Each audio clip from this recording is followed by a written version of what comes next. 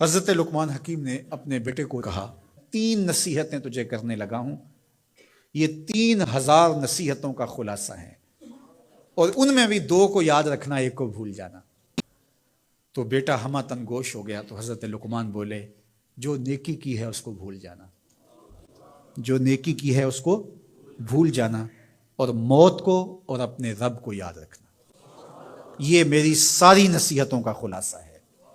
جو نیکی کی ہے وہ بھول جانا، چاہے وہ کسی شخص کے ساتھ کی ہے، چاہے وہ نیکی عبادت کی صورت میں ہے، چاہے وہ ریاضت کی شکل میں ہے، خدمت انسانی ہے، کسی رشتہ دار کے ساتھ نیکی کی ہے، تو کہا بھول جانا جس طرح کی ہوئی نہیں ہے۔ حضرت معاذ بن جبل رضی اللہ تعالیٰ عنہ حضور کے روضہ انور کے سامنے بیٹھ کے رو رہے تھے۔ حضرت عمر گزرے تو پوچھا اے معاذ کیوں رو رہے ہو؟ کہا صاحب مزار کا ایک فرمان یاد آیا جس نے رلا دیا۔ کہا وہ کیا فرمان ہے؟ کہا ایک دن حضور نے کہا تھا ادنا سی ریا بھی شرک ہے، تھوڑی سی ریاکاری بھی شرک ہے۔ اللہ صرف اس عمل کو قبول کرتا ہے جو محض اس کے لیے کیا جائے۔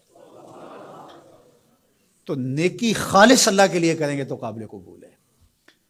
اللہ تعالیٰ غیرت والا ہے، وہ کسی اور کو اپنے ساتھ شریک ہونا پسند نہیں کرتا۔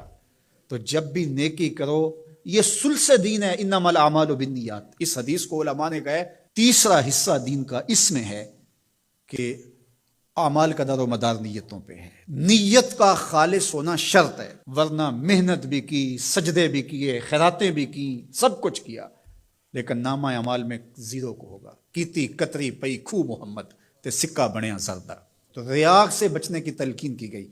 حضرت لقمان حکیم نے کہا جو نیکی کی ہے اس کو بھلا دینا، اللہ کو اور اپنی آخرت کو کبھی فراموش نہ کرنا۔ جب آخرت مستحضر رہتی ہے، ہر وقت بندہ خیال میں رہتا ہے کہ میں اللہ کے حضور پیش ہونا ہے، ایک میدان لگنا ہے، وہاں ترازو گڑے گا، اعمال تولے جائیں گے، تو خود بخود اپنا محاسبہ کرتا رہتا ہے۔ یہاں وہ کچہری خرید سکتا ہے، عدالتیں خریدی جا سکتی ہیں، تھانے یہاں بک جاتے ہیں، یہاں منصف بک جاتے ہیں، لیکن وہاں اللہ کی پولیس نہیں بکے گی، وہاں کے تفتیشی نہیں بکیں گے، وہاں کے تھانے، وہاں کی کچہریاں نہیں بکیں گی، وہاں ترازو پورا وزن تولے گا۔ یوم تبلی السرائر فما لہ من قوت ولا ناصر۔ فرمایا جس دن راز کھول دیے جائیں گے، کوئی کسی کی مدد نہیں کر پائے گا، اور نہ کوئی طاقت سے اپنے عیب کھلنے سے روک سکے گا۔ تو جب مستحضر ہوگا کہ میں اللہ کے حضور پیش ہونا ہے، ایک کچہری لگنی ہے، ایک عدالت لگنی ہے۔ آج مکار آدمی، جھوٹا آدمی، خائن آدمی، بد کردار آدمی بچ کے نکل جاتا ہے، عدالتوں کو چکمے دے جاتے ہیں لوگ، عدالتیں خرید لیتے ہیں، دھمکا لیتے ہیں، سب کچھ ہو جاتا ہے اس دنیا میں۔ طاقتور کی کوئی بات نہیں کرتا، کمزور پھٹے چڑھا دیے جاتے ہیں، لیکن ایک عدالت ایسی لگنے والی ہے جہاں انصاف ہوگا، جہاں عدل ہوگا۔ تو اس لیے کہا کبھی اس کو فراموش نہیں کرنا، اور دوسرا اپنے رب سے کبھی بھی غافل نہیں ہونا۔ اپنے رب سے جو غافل ہو جاتا ہے وہ زندگی کے مقصد کو کھو بیٹھتا ہے، اور اسی کو رومی کہتے ہیں دنیا ہے یہ چیز، دنیا از خدا غافل بدن۔ دنیا کیا ہے؟ کہا سونے چاندی ہیرے جواہرات کا نام دنیا نہیں ہے، خدا سے غافل ہو جانے کا نام دنیا ہے۔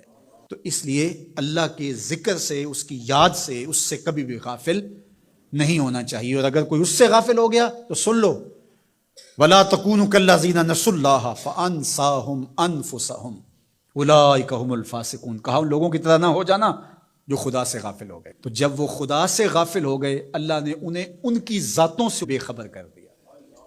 کسی نے کہا اقبال سے کہ تو نے خود ہی کا سبق کہاں سے لیا تھا؟ کہا قرآن کی اس آیت سے لیا تھا۔ اور یہ بات ذہن میں بٹھا لیں، اپنے لیے بھی اور اپنی اولادوں کی طبع میں راسخ کریں جیسے بھی ہو سکے، کہ ایک چیز کو بھول جانا ہے، جو نیکی ہو گئی بھول گئے، اور اللہ کو بھی یاد رکھنا ہے اور آخرت کو بھی یاد رکھنا ہے۔ یہ چیز یاد رہ گئی تو سمجھ جاؤ خیر ہے، اور اگر یہ 2 چیزیں بھول گئی